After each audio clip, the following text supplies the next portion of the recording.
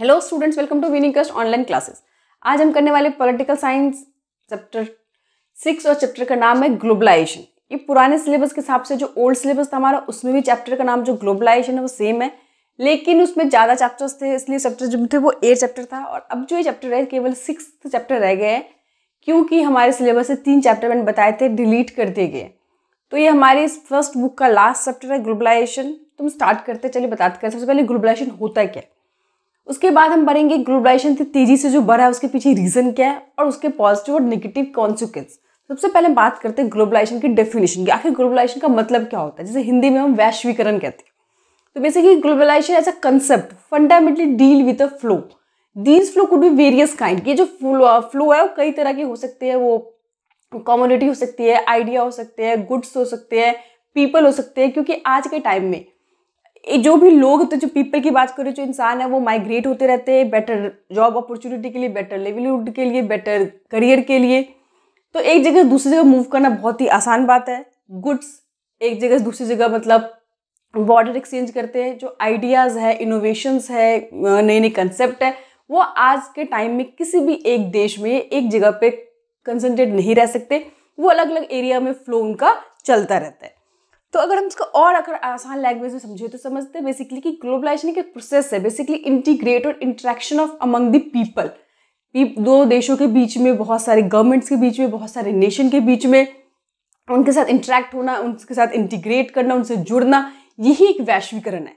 आपको पता होगा कि बहुत सारे देशों ने पहले जो थी क्लोज्ड इकोनॉमी पॉलिसी अपनाई थी। चाइना ने भी करा था, इंडिया ने भी करा था, लेकिन उन्होंने देखा कि इनके बहुत नेगेटिव कॉन्सिक्वेंस हुए। उनकी इकॉनमी काफ़ी कोलैप्स हो गई, स्टेंजेंट इकॉनमी हो गई, और इसीलिए उन्होंने ग्लोबलाइजेशन का प्रोसेस अपनाया, ग्लोबलाइजेशन की राह पे चले। और उसके बाद हर एक इकॉनमी में एक कहते हैं ना कि बूस्ट मिला उनको तेजी से ग्रो कर रहे। इंडिया ने भी 1990 मतलब सिंस 1991 तक हम कह सकते हैं कि अपनी इकॉनमी को क्लोज किया, ग्लोबलाइजेशन प्रोसेस को नहीं अपनाया, और जिसके कारण हमारे देश का जो डेवलपमेंट था, जो प्रोसेस था, काफ़ी ज़्यादा अफेक्ट हुआ था। और उसके बाद 1991 में उन्होंने बहुत सारे रिफॉर्म्स किए। उस रिफॉर्म में ग्लोबलाइजेशन भी एक बहुत मेजर रिफॉर्म था। उसी तरह से चाइना ने भी पहले क्लोज्ड इकोनॉमी पॉलिसी अपनाई, उसकी भी साथ भी वही सेम प्रॉब्लम हुई, और उसने भी 1980 आते आते ग्लोबलाइजेशन प्रोसेस से अपनी इकोनॉमी को उसने बूस्ट किया, उसको डेवलप किया, और आज तेजी से इंडिया और चाइना तेजी से ग्रो करने वाले देश बन के। तो आज के टाइम में बात करें तो कोई भी देश की जो इकोनॉमी है, क्लोज्ड इकोनॉमी, ये सभी ग्लोबलाइजेशन के प्रोसेस से गुजर रहे हैं। तो बेसिकली ग्लोबलाइजेशन जो एक्सक्लेरेटेड हुआ बेटी 19th सेंचुरी में स्टार्ट हुआ। तो आखिर ग्लोबलाइजेशन तेजी से फैला कैसे, हर एक देश ने कैसे उसके फ्लो से बच नहीं पाए, तो इसके पीछे जो रीज़न है वो यहाँ पे हम डिस्कस करेंगे। सबसे पहला जो रीज़न है टेक्निकल एडवांसमेंट, इनोवेशंस। आज के टाइम में आपको पता होगा टेक्निक जो है सबसे, हम कह सकते हैं, बहुत बड़ा इंपॉर्टेंट टूल बन गया है, जिसके कारण जो कम्युनिकेशन है स्पेशली काफ़ी ज़्यादा एडवांस हो गया है। इंटरनेट आपके आगे, आप एक जगह पे बैठे बैठे वीडियो कॉल कर सकते हैं, अपनी आइडिया को एक्सचेंज कर सकते हैं, अपनी जो भी फीलिंग्स है, जो भी मैसेज है, जो भी न्यूज़ है, वो एकदम से पूरे देश के किसी भी कोने में आप उसको ईजिली भेज सकते हैं।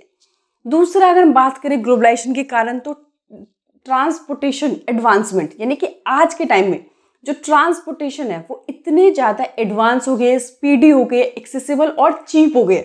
यानी कि आपको पता होगा एक टाइम ऐसा था इंडिया में, जब गांव से शहर तक आते थे तो लोगों को बहुत सोचना पड़ता था, काफ़ी लोग डरते होते थे, क्योंकि वहाँ पे जो ट्रांसपोर्ट फैसिलिटी इतनी एडवांस नहीं थी, अगर थी भी तो इतनी एक्सपेंसिव थी, सबके लोग एक्सेसिबल नहीं थी।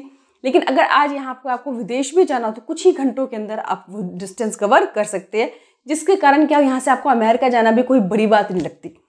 तो वही है कि जो डिस्टेंस जो है, जो दूरी है, एक तरह से ग्लोबलाइजेशन ने क्या कर दिया, पूरी तरह से को खत्म कर दिया। तीसरी हम बात करें तो जो ट्रेड लिबरलाइजेशन है, आपको पता होगा कि 1991 के बाद भारत ने भी ऐसी पॉलिसी अपनाई थी, बहुत सारे फ्री ट्रेड एरियाज बन गए, एरिया हो गए, ट्रेड बैरियर सभी देशों ने ऑलमोस्ट खत्म कर दिए हैं। ट्रेड में जो लिबरलाइजेशन आया, जिसके कारण बहुत सारे देश आपस में एक दूसरे से संबंध बना रहे हैं, आपस में जुड़ रहे हैं, FDIs आ रही है। तो जो ट्रेड है बेसिकली, जितने भी रिस्ट्रिक्शन थे, बैरियर्स थे, उस सबको पूरी तरह से उन्होंने क्या कर दिया, रिमूव कर दिया। ये भी एक लिबरलाइजेशन, ये भी एक ग्लोबलाइजेशन का बहुत बड़ा रीज़न है। चौथा, हम बात करें कि MNC बहुत ज़्यादा ग्रो कर रही है, बहुत तेज़ी से ग्रो कर रही है। तो ये MNC जो क्या होता है, सबसे बड़ी बात मैं बताती हूँ कि ये बेसिकली जो इनकी टेक्निक होती है काफ़ी एडवांस होती है, इनोवेटिव होती है, अपग्रेड रखती है। जिनके कारण इनका कॉस्ट कई बार क्या होता है, ज़्यादा हो जाता है।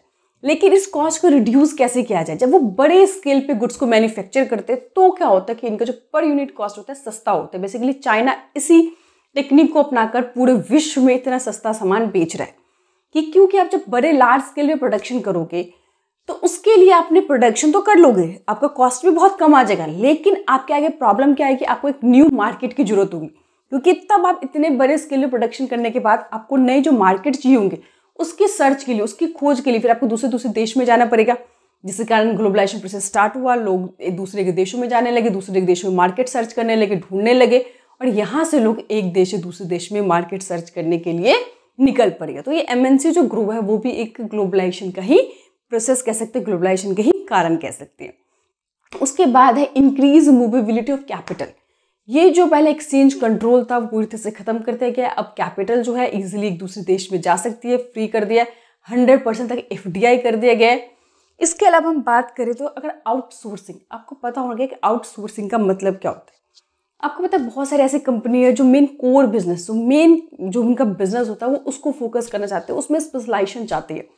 तो जो छोटी छोटी चीज़ें होती हैं उनके लिए वो खुद ही डील नहीं करते, बल्कि उसके लिए वो दूसरे देश को, जिनके पास ईजी लेबर है, जिनके पास आसानी से रिसोर्सेज मिल जाए सस्ते रेट पर, वो क्या करते हैं कि काम उनको प्रोवाइड कर देते हैं। जिसके कारण देखा हो जाता है जो डेवलपिंग कंट्री में कॉल सेंटर्स वगैरह हैं, BPO KPOs है, तो जिसके कारण उनको क्या होती है कि छोटे छोटे अपने टास्क के लिए दूसरे देश पे उनको काम जरूरत होती है।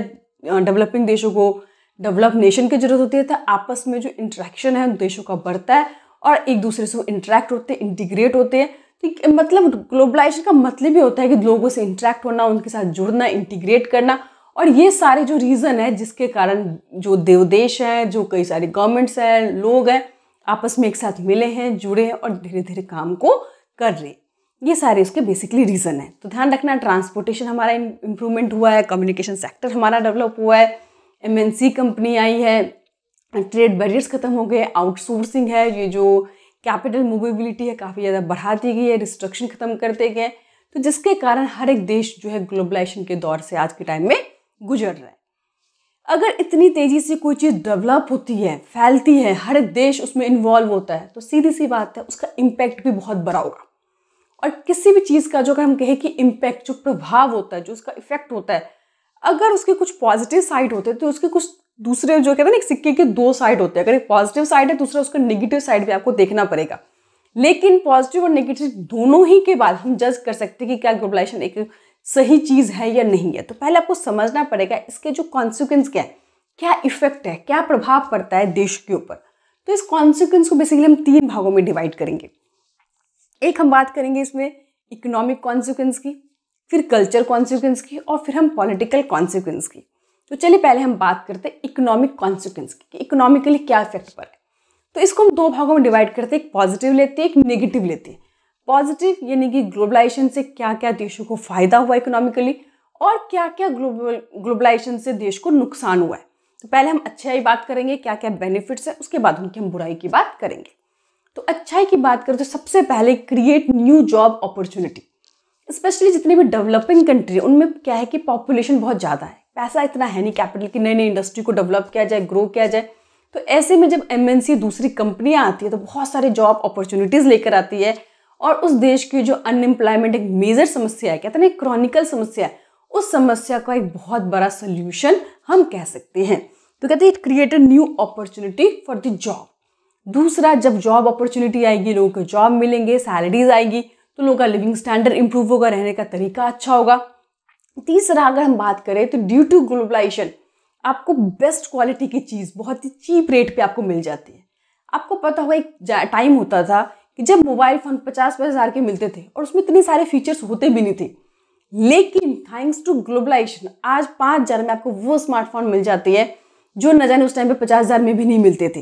और आज ग्लोबलाइजेशन के कारण आपको इतने सस्ते रेट पे सभी चीज़ें बेटर क्वालिटी चीप रेट पे जो मिल रही है वो ड्यू टू ग्लोबलाइजेशन ही आपको मिल रही है।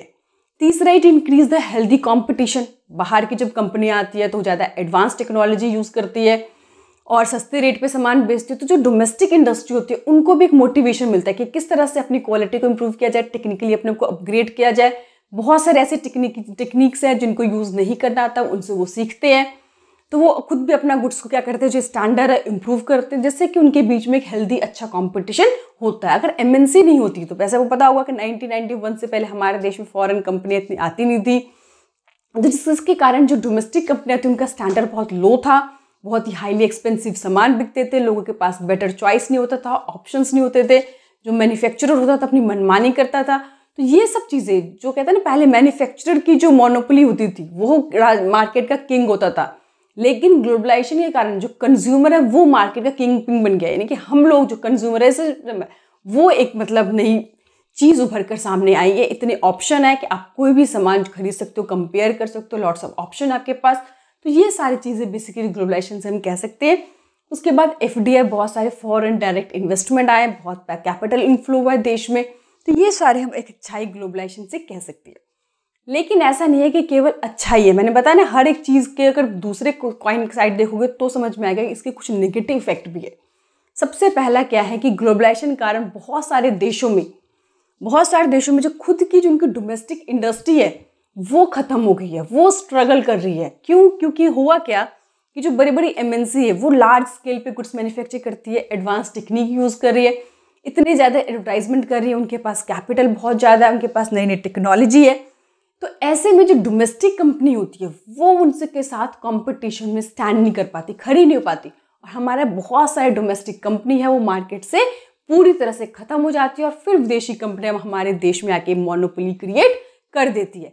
ये एक सबसे बड़ा नेगेटिव इफेक्ट हम कह सकते हैं। दूसरा, आपको पता होगा जो फॉरेन कंपनियां हो तो उनका सिर्फ एकमात्र एम होता है मैक्सिमम प्रॉफिट कमाना, प्रॉफिट मैक्सिमाइजेशन, ज़्यादा से ज़्यादा हमारे से वो कैसे पैसा बना सके। उनका कोई बेसिकली हम इमोशन नहीं होता इस देश के साथ, देश की डेवलपमेंट के साथ, देश की फ्यूचर के साथ। इसीलिए ये नेचुरल रिसोर्सेज को बहुत ज़्यादा डिग्रेड करते हैं, पोल्यूशन क्रिएट करते हैं। आपको पता है ना, डेवलपिंग कंट्री की जो पोल्यूशन है, जो भी वेस्टेज है, उसको किस तरह से डंप किया जाए, ये सारी बहुत बड़ी प्रॉब्लम है। तो ये एक नेगेटिव हम साइड कह सकते हैं। तीसरा इसका रीज़न क्या है कि ये बहुत सारे जो एमएनसी कंपनियां होती हैं बेसिकली जो मतलब जिस देश में जाते काम करने के लिए, वहाँ पर क्या करती है, जो सीनियर स्टाफ होती है, मैनेजरियल रैंक के होते हैं या जो टेक्निकली होते हैं, वो अपने देश के बंदों को वहाँ पर रखते हैं। हमसे बेसिकली क्या करते हैं, वो लेबर टाइप के लोगों को यहाँ पे लेते हैं, और जिसके कारण हुआ ये है कि बेसिकली कि जो वो केवल लेबर टाइप के लोग ही रह पाते हैं, इसीलिए उनको अच्छी चीज़ों को सीखने का इतना मौका नहीं मिलता। दूसरा, एक और जो नेगेटिव इफेक्ट है कि ग्लोबलाइजेशन के कारण हमारे देश में जो regional as well as personal, ये दोनों ही इनइक्वालिटी इंक्रीज हुई है। कैसे, मैं आपको बताती हूँ। सबसे पहले देखो, ग्लोबलाइजेशन के कारण जो बड़ी बड़ी एमएनसी कंपनी आएगी वो किस जगह पे आएगी, जहाँ पे पहले से वर्ल्ड क्लास इंफ्रास्ट्रक्चर होगा, transportation, airport, highway, roadways, port, ये सभी क्या होंगे, एडवांस होंगे, सभी चीज़ें अवेलेबल होगी 24/7, जहाँ पे पावर होंगे। तो जो स्टेट ऑलरेडी पहले से डेवलप है, वहाँ पे जब नई नई इंडस्ट्री डेवलप होगी तो और ज़्यादा एडवांस करेंगी, और ज़्यादा तरक्की करेंगी। और कुछ स्टेट जो बैकवर्ड है, जहाँ पे पावर की प्रॉब्लम है, ट्रांसपोर्टेशन नहीं है, रोड है, हाईवेज है, प्रॉपर्ली बने नहीं है, तो ये जो डिस्क्रिमिनेशन है, ये जो भेदभाव है, ये जो इनइक्वालिटी है, वो और ज़्यादा क्या होती है, बढ़ जाती है। दूसरा, बड़े बड़े जो स्टेट होते हैं जहाँ पर फैसिलिटी होती है, वहाँ पे लोगों को नई नई जॉब मिलती है। रूरल एरियाज में फिर से उनके पास क्या होता है, लोगों को जॉब नहीं मिलता। तो ये personal as well as regional inequality जो है वो ग्लोबलाइजेशन के कारण और ज़्यादा बढ़ गई है। ये एक बहुत बड़ा नेगेटिव पॉइंट देखने को मिला है। चलिए आगे हम बात करते हैं कल्चर कॉन्सिक्वेंस के बारे में, कि कल्चर कैसे ग्लोबलाइजेशन के कारण अफेक्ट होता है। देखो, ये अच्छी चीज़ है कि हम दूसरे के एजुकेशन को सीखते हैं, उनके लाइफस्टाइल को सीखते हैं, उनके वैल्यूज़ को सीखते हैं, कल्चर के अंदर हम अपने आइडिया एक्सचेंज करते हैं। लेकिन आपको पता होगा जितने भी वेल डेवलप्ड कंट्री है उन्होंने क्या करा कि सॉफ्ट, कहते हैं ना कि सॉफ्ट हेजुमनी बना रखी है। यानी कि बेसिकली होता क्या है कि जो डेवलप्ड कंट्री होती है वो डेवलपिंग कंट्री में जाकर बिजनेस करती है। डेवलप्ड कंट्री अपने देश में दूसरों को नहीं आने देती, क्योंकि वहाँ पे भी उनके साथ प्रॉब्लम होगी, नेचुरल रिसोर्सेज को वो यूज़ करेंगे, पोल्यूशन को इंक्रीज करेंगे, तो इसीलिए वो दूसरों को आने नहीं देती।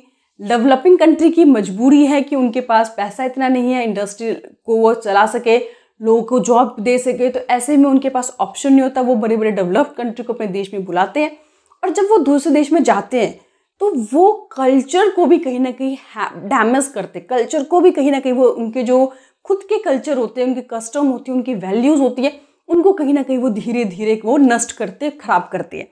जैसे कि आपको पता होगा कि जो अमेरिका है, बेसिकली आपको पता है जितनी वेस्टर्न कंट्रीज हैं, हम लोगों के लिए जो सक्सेस है, उनके लाइफ स्टाइल, उनकी ड्रेसिंग सेंस, उनकी फूड हैबिट, ये सब कहीं ना कहीं क्या करते हैं, हम लोग उसको कॉपी करने लग जाते हैं और खुद की जो हमारी कस्टम्स होती है, वैल्यू होती है, ट्रेडिशन होती है, वो पूरी तरह से हम क्या कर देते हैं, अपना खो देते हैं। तो बेसिकली जो यंग जनरेशन होती है, जो नई बच्चे होते हैं, जो जिनकी एज कम होती है, उनको अच्छा बुरे का पता नहीं होता, सिर्फ कॉपी करना पता होता है, तो वो कई बार इससे रास्ते से भटक जाते हैं, गलत रास्ते पे चले आते हैं। ये नाइट लाइफ जाना, ये मतलब बेसिकली जो नशा होती है, स्मोकिंग होती है, वो इन सब चीज़ों पे रास्ते पे जाते हैं और जिसके कारण हमारे जो यूथ होती है वो कहीं ना कहीं कहते हैं मिसगाइड हो जाते हैं, रास्ते से भटक जाते हैं। हमारे जो यूथ है उनके ऊपर बहुत नेगेटिव इम्पैक्ट पड़ता है, हमारा कल्चर जो डिग्रेड होता है। तो ये एक ग्लोबलाइजेशन का बहुत नेगेटिव इम्पैक्ट देखा गया कि खुद की कल्चर, वैल्यू, ट्रेडिशन को खो देना और वेस्टर्न कल्चर को पूरी तरह से अडॉप्ट कर लेना, इसे सॉफ्ट हेजेमनी कहा जाता है। तो ये उस कंट्री में जाके एक तरह से क्या करते हैं, वो फैलाते विचार के थ्रू। तीसरा जो उसका नेगेटिव कॉन्सिक्वेंस हम बात करते हैं, पॉलिटिकल कॉन्सिक्वेंस। चलिए ठीक है, दो देशों के बीच में या अलग अलग देशों के बीच में हमारे ट्रेड हो रहे हैं, हमारे आइडिया एक्सचेंजेस हो रहे हैं, हम उनके देशों में जा रहे हैं, वो हमारे देशों में आ रहे हैं, इससे हमारे रिलेशनशिप भी अच्छे होते हैं। जब आप किसी भी कंट्री के साथ ट्रेड करोगे, व्यापार करोगे, बिजनेस करोगे, तो उनके साथ सीधी सी बात हमारा रिलेशन अच्छा होगा। कभी हम पे कोई दूसरा अटैक करेगा तो जिनके साथ हमारे रिलेशन अच्छे हैं, जिनके साथ हमारे ट्रेड होते हैं, वो हमारी हेल्प करेंगे। इस तरह से पॉलिटिकली स्ट्रांग होता है, रिलेशनशिप बिल्ट होता है, वॉर होने की संभावना कम होती है। कई बार आपस में कन्फ्लिक्ट भी होते हैं तो वो मनमुटाव बैठ के अपनी प्रॉब्लम को सॉल्व भी कर लेते हैं। लेकिन कहीं ना कहीं कहते हैं ग्लोबलाइजेशन के कारण जो गवर्नमेंट है, जो वेलफेयर के फंक्शन है, उसमें रिड्यूस्ड हुआ है। जो हर एक स्टेट की जो सॉवरनिटी है वो अफेक्ट हुई है, कम हुई है। तीसरा कहीं ना कहीं जो एक बहुत बड़ा इम्पैक्ट पड़ता है कि पॉलिटिकली जो अफेक्ट हम जिसे कहती है, जो गवर्नमेंट है आज के टाइम में, मैंने बताया था डेवलपिंग कंट्री बेसिकली, वो उनका अपने देश पे जो कंट्रोल होता है वो ख़त्म हो जाता है, क्योंकि जो मेन डेवलप्ड नेशन होती है वो उनको मैनिपुलेट करने लगती है, वो उनको कंट्रोल में करने लग जाती है। तो ये बेसिकली नेगेटिव कॉन्सिक्वेंस हम इसको कह सकते हैं ड्यू टू ग्लोबलाइजेशन। बाकी हर एक चीज़ के पॉजिटिव नेगेटिव इम्पैक्ट होते हैं, अच्छे बुरे दोनों ही परिणाम होते हैं। फिर भी हम कह सकते हैं डेवलपिंग कंट्री जो है उनके लिए ग्लोबलाइजेशन होना चाहिए, ताकि वो अपनी इकॉनमी को डेवलप कर सके, ग्रो कर सके, लोगों को बेटर लाइफ प्रोवाइड कर सके, जॉब अपॉर्चुनिटीज़ क्रिएट कर सके, चीप रेट पे हर एक चीज़ उनको प्रोवाइड कर सके। तो ओवरऑल हम कह सकते हैं कि मिक्स्ड रिस्पॉन्स को कह सकते थे। यहाँ पे हमारा चैप्टर और पूरा टॉपिक खत्म होता है। आगे के चैप्टर के लिए दूसरे वीडियो को देख सकते हैं। Thank you.